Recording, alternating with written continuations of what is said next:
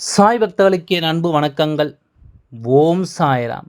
என் அன்பு குழந்தையே, இன்று உன் அப்பா என்னுடைய வார்த்தைகளை நீ என்னவென்று செவிகொடுத்து கேட்பேன். ஏனென்றால், ஆபத்து நெருங்குவது உனக்கு மட்டுமல்ல, உன்னுடைய குடும்பத்திற்கே. நேரம் சரியில்லாமல் இருக்கின்றது.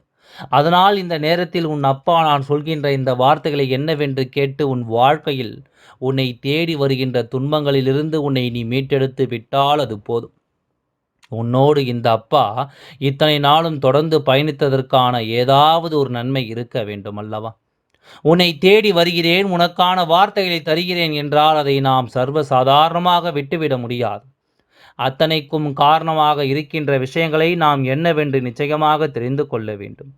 உன்னோடு நான் இருக்கின்ற இந்த நேரம் இனி இந்த வாழ்க்கை உனக்கு என்ன கொடுக்கப் போகிறது என்பதனை நீ சரியாக உணர வேண்டும். என்ன நடந்தாலும் சாயப்பா சர்வ சாதாரணமாகவெல்லாம் உன் குடும்பத்திற்கு நேரம் சரியில்லை என்று சொல்லி விடமாட்டேன். அத்தனைக்கும் ஏதாவது ஒரு காரணம் இருக்கும். சாயப்பா எதையாவது உன் வாழ்க்கையில் நேரில் சந்தித்திருப்பேன். உன் குடும்பத்தில் அழைக்கின்ற பிரச்சனைகள் எதையாவது நான் கண்ட பிறகுதான் இந்த செய்தியை உன்னிடத்தில் சொல்ல வந்திருக்கின்றேன். மற்ற குடும்பங்களை எல்லாம் நீ பார்க்கும் பொழுது உன்னுடைய குடும்பத்தில் ஒற்றுமையே இல்லாதது போன்ற ஒரு உணர்வு சில காலமாக உனக்கு தோன்றிக் கொண்டிருக்கிறது. குடும்பத்தின் தலைமையாக இருக்கக்கூடியவர்களை எல்லோரிடத்திலும் பாகுபாடுகள் பார்க்கிறார்கள். அதாவது ஒரு தாயும் தந்தையும் இருக்கிறார்கள் என்றால் அவர்களுக்கு பிறந்த குழந்தை 2, 3 இருக்கும் பட்சத்தில் அதில் ஒருவரை உயர்த்துவதும் ஒருவரை தாழ்த்துவதும் மற்றவர்கள் மத்தியில் நிற்கும் பொழுது ஏதாவது ஒரு குழந்தையை மட்டும் உயர்த்தி பேசுவதும் இன்னொருவர் மனம் காயப்படும்படி நடந்து கொள்வதுமாக இருக்கிறார்கள். இது போன்ற உணர்வு சில காலமாகவே என் குழந்தை உன்னுடைய வாழ்க்கையில் உனக்கு தோன்றிக் கொண்டிருக்கிறது. என்ன நடக்கிறது நம் வாழ்க்கையில்? எதனால் மற்ற குடும்பங்களில் எல்லாம் இருக்கின்ற ஒற்றுமை நம் குடும்பத்தில் மட்டும் இல்லாமல் போய்விட்டது? மற்ற குடும்பங்களில் நடக்கின்ற சந்தோஷமான விஷயங்கள் ஏன் நம் குடும்பங்களில் நடக்காமல் போய்விட்டது? எப்பொழுதும் துன்பங்களும் வேதனைகளும் வாழ்க்கையில் கஷ்டங்களும் கவலைகளும் கண்ணீருமாக இருக்கின்றதே. சில நேரங்களில் எல்லாம் நமக்கு நம் குடும்பத்திற்குமே சம்பந்தமில்லாதது போல் ஆகிவிடுகிறதே என்றெல்லாம் என் குழந்தைக்கு தோன்றுகிறது. அவரவருக்கு என்ற ஒரு குடும்பம் வந்துவிட்ட பிறகு தன்னுடைய வீட்டில் நடக்கின்ற பிரச்சனைகளை இவர்களால் தாங்கிக் கொள்ள முடியவில்லை. நமக்கென்று தனிப்பட்டு 1000 பிரச்சனைகள் இருக்கும்போது நாம் எப்படி இன்னமும் இதை விட அதிகமான பிரச்சனைகளை தூக்கி சுமக்க முடியும் என்று சொல்லி என் குழந்தை தன் குடும்பமே வேண்டாம் என்று ஒதுங்கி நிற்கின்ற குழந்தைகளும் இங்கு நிறைய பேர் இருக்கின்றார்கள். இப்படியாக ஒவ்வொருவனுடைய வாழ்க்கையிலும் ஒவ்வொரு விதமான கஷ்டங்கள் எப்பொழுதும் ஒரு குடும்பத்தில் ஒற்றுமை இல்லாமல் போகின்றதோ, எப்பொழுது குடும்பத்தில் இருப்பவர்கள் ஒருவரை ஒருவர் தாழ்த்தி பேசுவதோ, ஒருவரை ஒருவர் மற்றவர்கள் முன்னிலையில் விட்டு கொடுத்து விடுவதோ, எப்பொழுது மற்றவர்களுக்கு மத்தியில் நின்று தன் குடும்பத்தை அசிங்கப்படுத்துவதுமான வேலைகளை செய்து கொண்டிருக்கிறார்களோ அந்த குடும்பத்திற்கு நேரம் சரியில்லை என்று தானே அர்த்தம். அந்த குடும்பத்திற்கு நேரம் சரியாக இருந்திருந்தால் இது போன்ற செயல்களை எல்லாம் இவர்கள் எக்காரணம் கொண்டும் செய்திருக்க மாட்டார்கள். இது போன்ற செயல்களை எல்லாம் இவர்கள் எக்காரணம் கொண்டும் செய்ய முன்வர மாட்டார்கள்.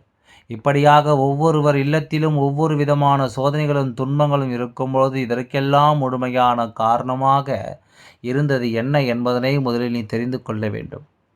முதன்மையான காரணம் என்றால் என்ன தெரியுமா? ஒரு வீட்டில் அவ்வளவு எளிதாக எல்லாம் ஒற்றுமை யாரையும் விட்டு கொடுக்க அவ்வளவு எளிதில் நினைக்க மாட்டார்கள். அப்படி இருந்து ஒரு விஷயம் நடக்கிறது என்றால் யாரோ ஒருவனுடைய சூழ்ச்சியானது இங்கே அரங்கேறி இருக்கிறது என்று அர்த்தம். உன் குடும்பத்தின் தலைமையாக இருக்கக்கூடியவரின் மனதை அது அப்படியே கலைத்திருக்கிறது என்று அர்த்தம். ஒருவரை பற்றி ஒருவர் குறை சொல்லும் பொழுது அதை அப்படியே நம்பி விடுகின்றார்கள். அப்படி நம்பும் பொழுது அந்த வீட்டில் பிரச்சனைகள் எப்படி இல்லாமல் போகும்? அந்த வீட்டில் கஷ்டங்கள் எப்படி இல்லாமல் போகும்? ஏதாவது ஒரு வகையில் துன்பம் வந்து கொண்டு தான் இருக்கும். ஏதாவது ஒரு வகையில் சூழ்ச்சிகள் இருந்து கொண்டே இருக்கும்பொழுது தன்னை சுற்றி என்ன நடக்கிறது ஏது நடக்கிறது என்று தெரியாமல் இந்த குடும்பமானது ஒட்டுமொத்தமாக அத்தனை கஷ்டங்களையும் அத்தனை துன்பங்களையும் சந்திக்கிறது என்பதுதான் உண்மை. உன்னோடு நான் இருக்கின்ற இந்த நேரங்களில் இன்னைக்கு உனக்கு என்ன நடக்க வேண்டும் என்பதனை முதலில் நீ முழுமையாக தெரிந்து கொள்ள வேண்டும். உன்னோடு இருக்கின்ற இந்த நேரங்கள் இனி உனக்கு ஒட்டுமொத்த மகிழ்ச்சியையும் நிச்சயமாக கொடுக்க வேண்டும் என்பதனை நீ புரிந்து கொள்ள வேண்டும். ஒவ்வொரு விஷயங்களையும் பார்க்கிறேன். எப்பொழுதுமே அடுத்தவர்கள் குடும்பத்தோடு நீ ஒப்பிட்டு பார்க்காதே. அவர்கள் குடும்பத்திற்குள் 1000 கஷ்டங்கள் இருக்கும், 1000 பூசல்கள் இருக்கும். ஆனால் வெளியில் அதை காண்பித்துக் கொள்ள மாட்டார்கள். அதுபோன்று இருந்திருந்தால் உன்னுடைய வாழ்க்கையிலும் பிரச்சனைகள் இருந்திருக்காது. ஆனால் இங்கு நடப்பது என்னவோ எல்லாம் வேறு விதமாக அல்லவா இருக்கின்றது. இங்கு நடக்கின்ற பிரச்சனைகள் எல்லாவற்றையும் நாம் என்னவென்று பார்த்தோமானால் அது நமக்கு மிகுந்த மன கஷ்டத்தை அல்லவா தருகின்றது. ஆகையால் எங்கோ தவறு நடந்துவிட்டது என்பதை புரிந்து கொண்டு ஒட்டுமொத்த குடும்பமும், அதாவது ஒரு குடும்பத்தில் இருக்கின்ற தாய், தந்தை, குழந்தைகள் என்று அத்தனை பேரும் ஒன்றாக சேர்ந்து ஒட்டுமொத்தமாக கூடியிருந்து அங்கு என்ன நடக்கிறது, ஏது நடக்கிறது, எதனால் இத்தனை மன கஷ்டம், எதனால் இத்தனை மனக்குழப்பம் என்பதனை எல்லாம் பேசி தீர்த்து விட வேண்டும். தன்னை சுற்றி நடக்கின்ற அத்தனை உண்மைகளையும் என்னவென்று புரிந்து கொள்ள வேண்டும். உனக்கு நடக்கக்கூடிய ஒவ்வொரு விஷயங்களையும் நீ முழுமையாக ஏற்றுக்கொள்ள வேண்டும். உன்னோடு நான் இருக்கின்ற இந்த நேரம் இனி உனக்கு இந்த வாழ்க்கை என்ன கொடுக்கும் என்பதனை நீ தெரிந்து கொண்டால், உனக்காக நான் என்ன தருகிறேன் என்பதனை நீ புரிந்து கொண்டால், நிச்சயமாக அத்தனை விஷயங்களும் உனக்குள் மிகுந்த மாறுதல்களை ஒரு சேர கொடுக்கும் என்பதில் எந்த ஒரு மாற்று கருத்தும் கிடையாது. நான் உனக்கு தருவதை ஒரு நாளும் யாராலும் மாற்றிவிட முடியாது என்பதனை நீ புரிந்து கொண்டால் அது போதும். எப்பொழுதுமே உனக்கு கஷ்டங்கள் வருகிறது என்று சொல்லி நீ வருத்தப்பட்டு கொண்டிருக்காதே. எப்பொழுது குடும்பத்திற்குள் இது போன்ற கலவரம் நடக்கிறதோ அங்கு எல்லோரும் அமர்ந்து பேசி விட்டோமானால் ஓரளவிற்கு அந்த பிரச்சனைகளுக்கு தீர்வு கிடைக்கும். அதுபோல இன்னொரு விஷயத்தையும் நீ எப்பொழுது செய்து என்ன தெரியுமா?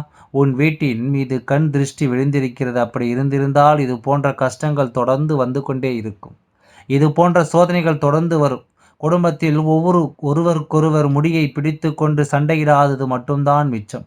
சில குடும்பங்களில் அதுவும் நடந்திருக்கும். அப்படி உன் குடும்பத்தில் இருக்கின்ற ஒற்றுமையை கண்டும், உன் குடும்பத்தில் நடக்கின்ற நல்ல விஷயங்களைக் கண்டு பொறாமை கொண்டு இங்கே நடக்கின்ற சில விஷயங்கள் நிச்சயமாக என் குழந்தை நீ சரியான கவனத்தில் எடுத்துக்கொள்ள வேண்டும். உன்னை சுற்றி நடப்பதையெல்லாம் நீ உணர்வது போல இந்த வாழ்க்கையில் உனக்கு நடக்கின்ற அத்தனை விஷயங்களையும் நீ சரியாக புரிந்து கொள்ள வேண்டும். உன்னோடு நான் இருக்கின்ற இந்த நேரம் உனக்கு என்ன நடக்கும், ஏது நடக்கும் என்பதனை நீ புரிந்து கொண்டால் அதுவெல்லாம் உனக்கு சரியான புரிதலை எப்பொழுதும் கொடுக்கும் என்பதனை நீ தெரிந்து கொள்வாய். சாயப்பா சொல்வது உனக்கு புரிகின்றதல்லவா? கண் திருஷ்டியானது உன் குடும்பத்தின் மீது விழுந்திருக்கிறது என்பதனை நீ நிச்சயமாக நம்புகிறாய். ஆனால் எப்பொழுதுமே இரவு நேரங்களில், அதிலும் குறிப்பாக செவ்வாய்க்கிழமை, வெள்ளிக்கிழமை இரவு நேரங்களில் உறங்கச் செல்வதற்கு முன்பாக கற்பூரத்தை உடல் முழுவதும் தடவி காய்ந்த மிளகாய் வத்தலையும் கல் உப்பையும் சேர்த்து தலையை சுற்றி அடுப்பை போட்டு எரிக்கலாம். அதுவும் இல்லையா, கடுகு எடுத்து தலையை சுற்றி வெளிப்புறமாக வீசிவிடலாம். எதுவும் இல்லையா, அதனை உன் வீட்டில் தண்ணீர் விடக்கூடிய இடத்தில் போட்டு அதனை கரைத்து விடலாம். அது கரைய கரைய உன் கண் திருஷ்டிகளும் கரையும். உன்னை ஆட்டி படைத்த பிரச்சனைகளும் உன்னை விட்டு நீங்கும். எப்படியாக இந்த வாழ்க்கையில் உன்னை தொடர்ந்து வருகின்ற ஒவ்வொரு பிரச்சனைகளுக்கும் நீ இது போன்ற தெய்வத்தின் மீது நம்பிக்கை கொண்டு உன்னுடைய கஷ்டங்களை தீர்க்கின்ற வழியை நிச்சயமாக என் குழந்தை நீ கண்டுபிடிக்க வேண்டும்.